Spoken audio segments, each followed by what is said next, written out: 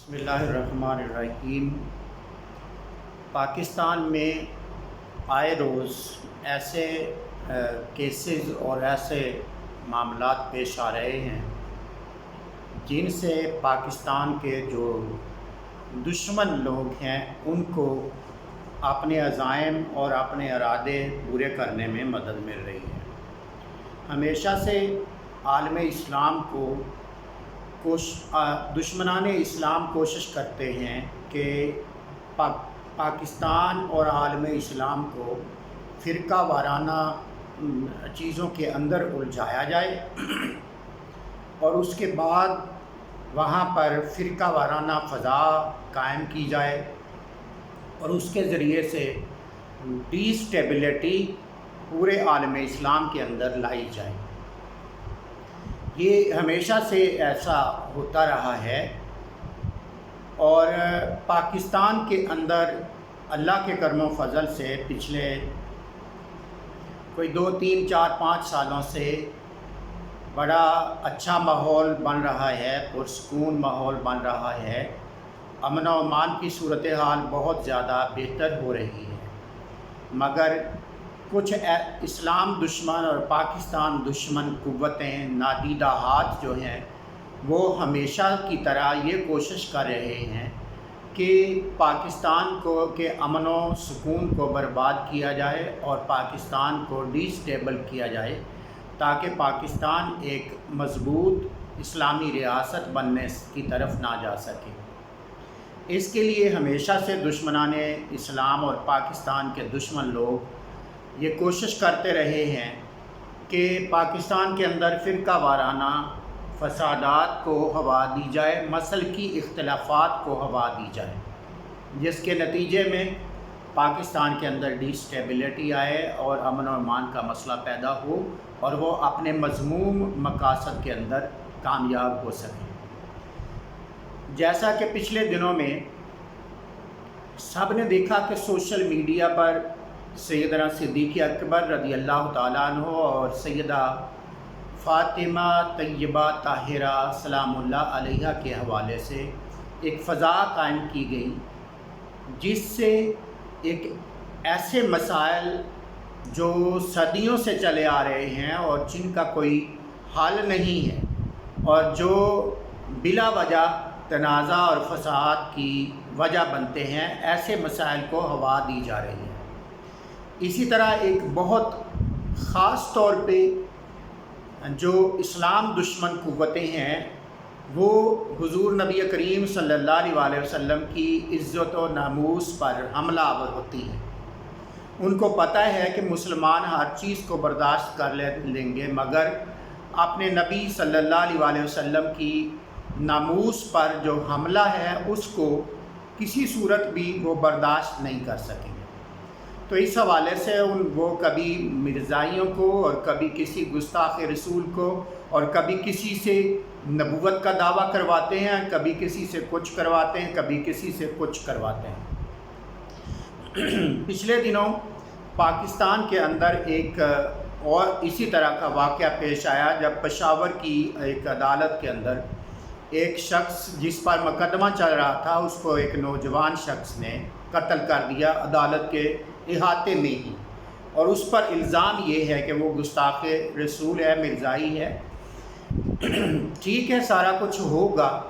لیکن سوچنے والی بات یہ ہے کہ یہ چیز پاکستان کو اور عالم اسلام کو کس طرف لے جا رہی ہے اور ہمارا دشمن ہم سے کیا چاہتا ہے۔ اس سلسلے میں پاکستان کے اداروں سے ریکویسٹ کرنا چاہوں گا کہ اگر آپ گستاخ رسول کو سزا بر وقت نہیں دیں گے اور پاکستان کی عدالتیں اس کیس کو بھی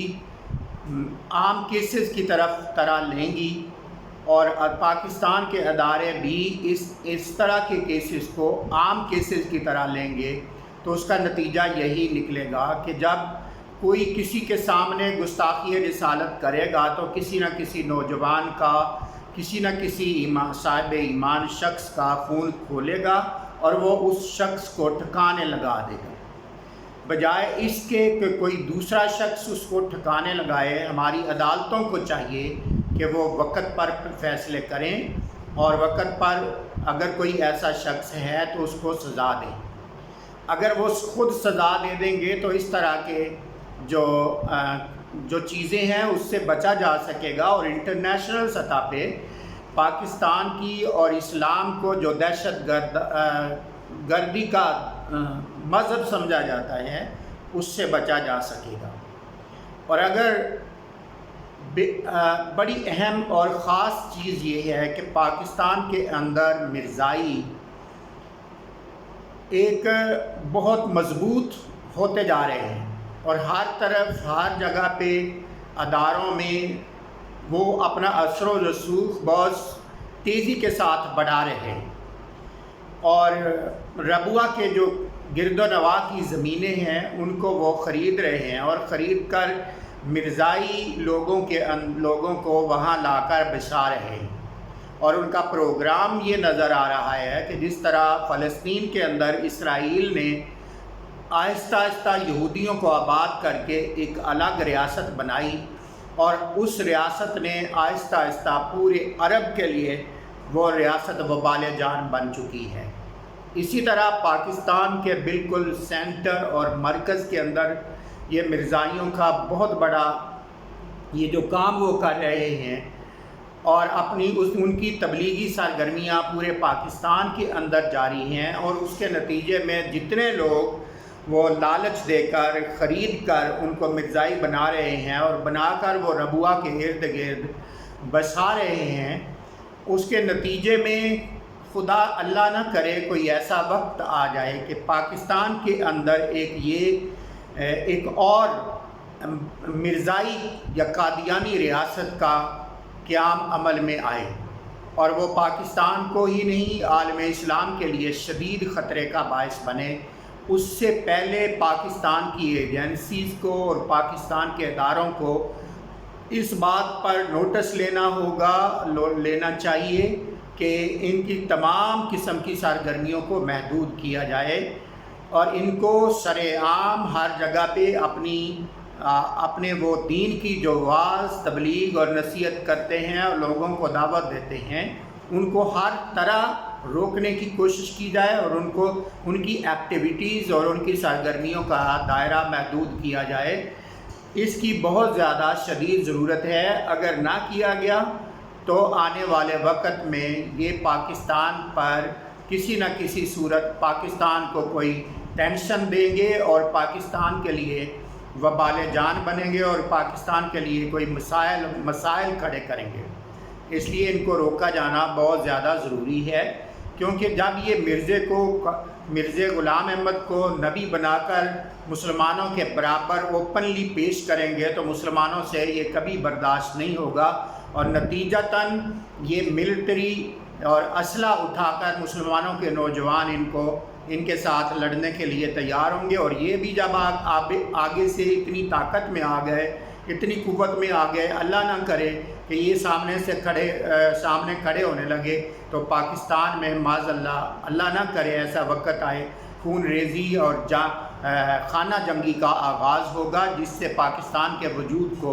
بہت بڑا خطرہ ہوگا۔ تو ہمارے ادارے جو پاکستان کی سیکورٹی کا کام کرتے ہیں ان کو خاص طور پہ اس طرف توجہ دینی چاہیے،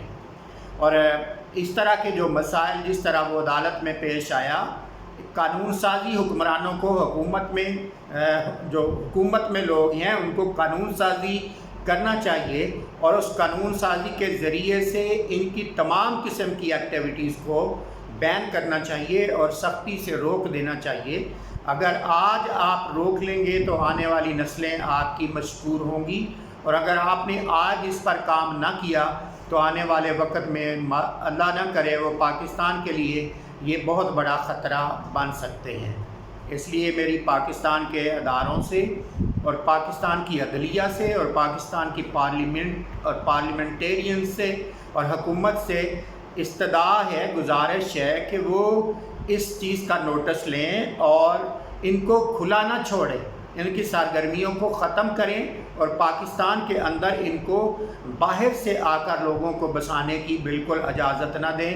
اور پاکستان کے اندر نئی زمینیں مرزائیوں کو خریدنے کی بالکل اجازت نہ دی جائے۔ اللہ رب العزت پاکستان کا حامی و ناصر ہو۔